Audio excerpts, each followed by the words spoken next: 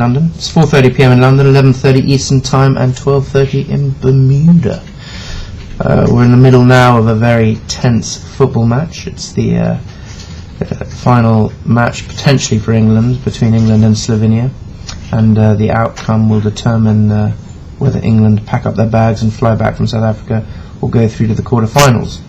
England endured a rather brutal budget yesterday from our new Chancellor, George Osborne, which we'll come on to shortly. But first a day in history. Today in 1912 was the birthday of Alan Turing, who is a very famous mathematician and a pioneer in computer technology, who famously worked at the Bletchley Park facility during the Second World War and was crucial in cracking the Enigma machine and the Enigma code, which enabled the Allies to certainly foreshorten and save many lives in the Second World War.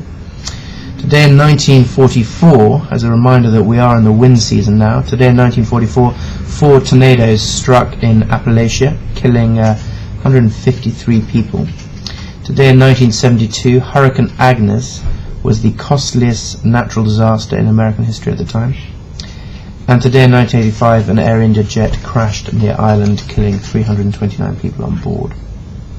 And now to the news. As I said, yesterday saw the first budget of the new coalition government in the UK, first budget from the new Chancellor, George Osborne. And in it was announced that the tax paid on insurance purchased for risks in the United Kingdom will increase from its current 5% to 6%, effective the 1st of July. Mr. Osborne announced the 1 percentage point increase in the tax on insurance premium as part of an emergency budget.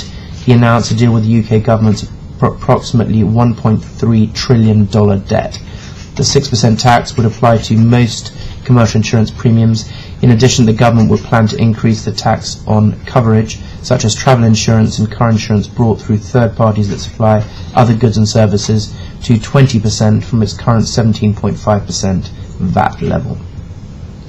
The UK Treasury said it hopes to raise about £500 million, which is approximately $740 million a year, during the next 5 years from the increased IPT, insurance premium tax. A spokesman for Lloyd's of London said increasing the insurance premium tax may affect the chartered global insurers, said a Lloyd's spokesman.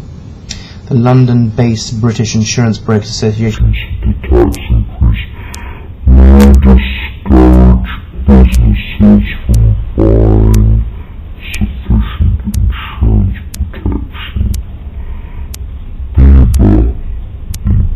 Insurance Brokers Association CEO Eric Galbraith said in a statement, this is a tax on protection. EBA's research last year demonstrated that businesses and consumers were reducing insurance cover as a result of the recession, and we're concerned that increases to insurance premiums as a result of the insurance premium tax could lead to even further underinsurance. The Obama administration has said it will push through with a halt on offshore oil drilling, snubbing a court ruling declaring its 6-month moratorium too broad and arbitrary. Administration officials said they would appeal Tuesday's court ruling, but also issue a new order that would support a moratorium to allow enough time to ensure other exploratory drilling was safe.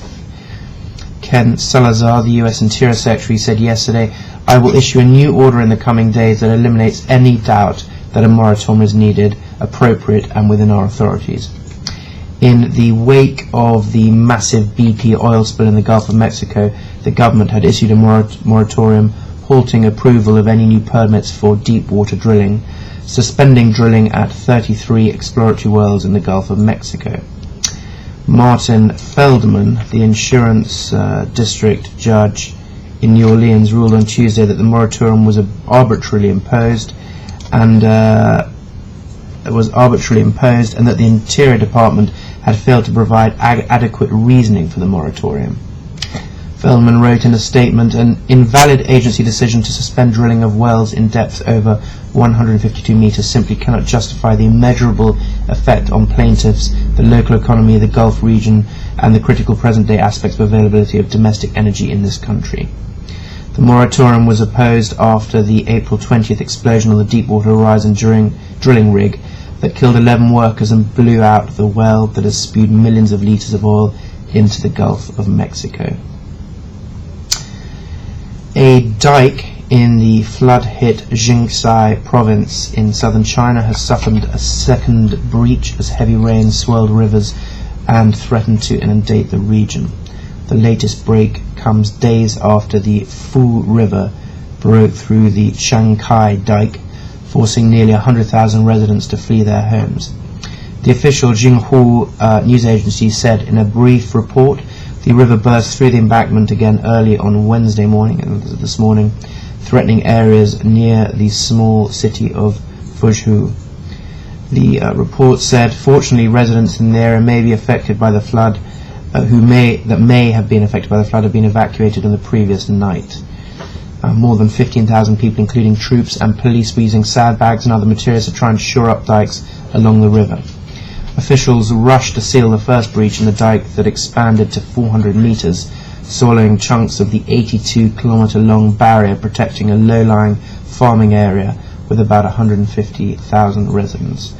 By late yesterday, troops and officials had evacuated more than 90,000 people to safer areas, while other residents remained trapped by water and waited for rescue. Heavy rains across much of southern China over more than a week have killed at least 199 people and left 130 to 123 missing as rivers broke their banks and landslides severed road and rail links. More than 2.3 million people have had to flee their homes. The National Meteorological Centre has warned that current rains could keep pounding parts of the south until this Saturday. And now looking at storm activity. We're well into the hurricane season now.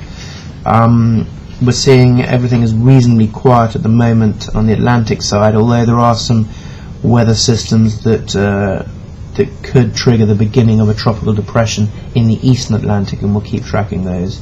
However, in the Eastern Atlantic, in the Eastern Pacific, we are seeing two storm systems. The weaker storm system is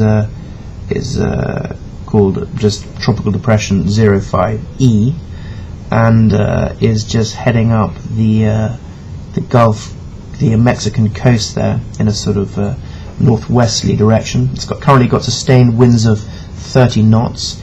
It's forecast over the next 24 hours to strengthen to 40 knots, which would give it a classification of tropical storm, at which point it would be named again. But more importantly, we're seeing Hurricane Celia with sustained winds of 80 knots, currently a Category 1, so the weakest type of hurricane. It's forecast to strengthen to 90 knots of sustained winds over the next 24 hours, which would increase it to a Category 2 hurricane. Its course is sort of west-northwest at the moment, and as you can see from the chart, it is sort of heading roughly in the direction of Hawaiian Islands. So we'll keep an eye on that and keep you posted as things develop there. That's all from us today. We'll be back with you at the same time tomorrow. Until then, thank you very much for watching, and goodbye.